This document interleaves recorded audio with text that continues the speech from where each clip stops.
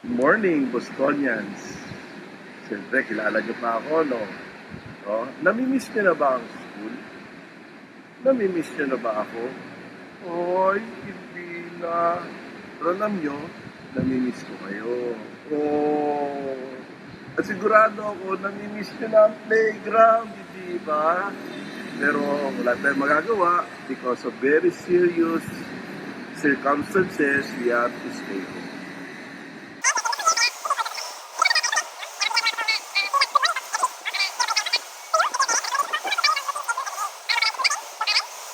Many months later. Good morning, my dear Bosconians. Good morning, my dear lay mission partners. Good morning, my dear parents. Sense of deja vu? Yes. If you remember well, my last good morning talk of March 14, 2020. Wow, 1 year na yon. Was just the same as this. Same place, same background, same shirt, same time, and same face. No? Kung si Jesus mabubuhay na muli on this coming Easter, ako rin, Father Rector, nabuhay na muli in this Good Morning Talk vlogs.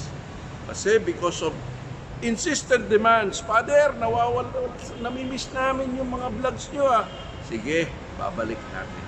At lalong-lalo na during this time that we will be having Holy Week and you won't have any online classes. Wow, sarap naman! Woo! No? Pero, it doesn't mean to say na tulog-tulog na lang tayo dyan, na tayong gagawin. So, I will just propose how to make your Holy Week holy and happy. Diba? And I think your dear parents will agree with what I will say. Kaya mga magulang, pakinggan nyo rin po sasabihin ko. Kasi kailangan ng cooperation din yung dalawa.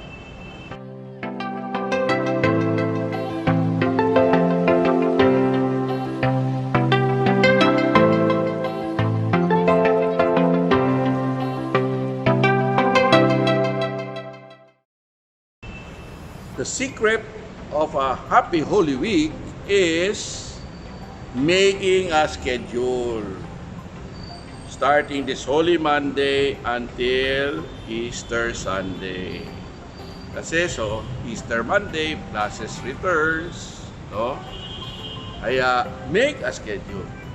In making the schedule, there are 3 things that should be considered. Above all, mahalaga yun, 3 things.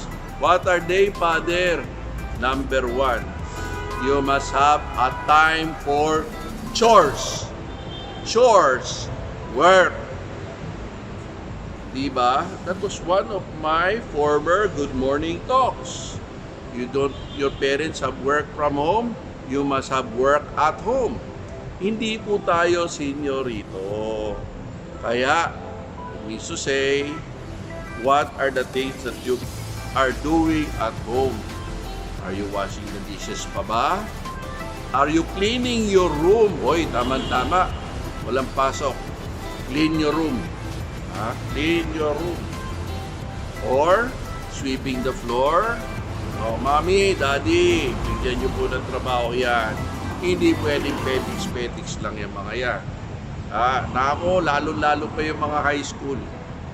Hindi ibig sabihin nagpakitang gilas minsan yung isang high school dyan na naglalabas siya, baka ngayon hindi na, for picture purpose lang. No way. Give them something to work to clean house. Number 1, a time for chores, whether it be the morning or in the afternoon. Second, you must also have time to learn. Father, wala nang klase. There are no requirements. Yeah, it's true. There are no online classes. And you're being given the break, but learning does not stop. And classes have not yet been suspended. That's why, if you have some subjects that you still do not understand, this is the best time to review. Okay? Or this is time to go back on reading other books, no, for enjoyment, or learning a craft again. Balik tayo sa pagdodrawing, pagko-color, or maybe you can learn again new tricks in making videos, especially for the high school, or playing music again. Have you forgotten to play your guitar? Have you forgotten how to play the organ? Maybe it's good time to get back on our music or to learn a hobby. And finally, third, we should have time especially to pray. If you're not going out to church, then follow online masses. Follow the Holy Week observances online. Especially of your parish. Tangkilikin naman po yung ating parokya. No? Or you can pray with your family. I hope you're still doing your Sunday Gospel family groupings, group discussions. You can pray the rosary as a family. Or maybe make a way of the cross kahit yan lang po sa bahay. Sino naman po pwede mag-way of the cross sa simbahan? Okay, where's your youth at prayer? Make use of your youth at prayer. Make use of what you have.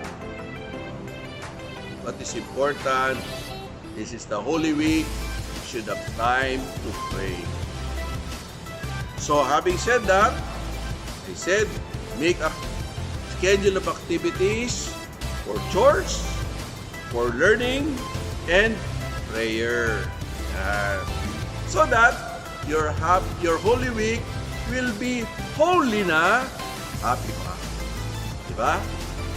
So my dear Bosconians, I pray that this Holy Week may really lead us to Christ.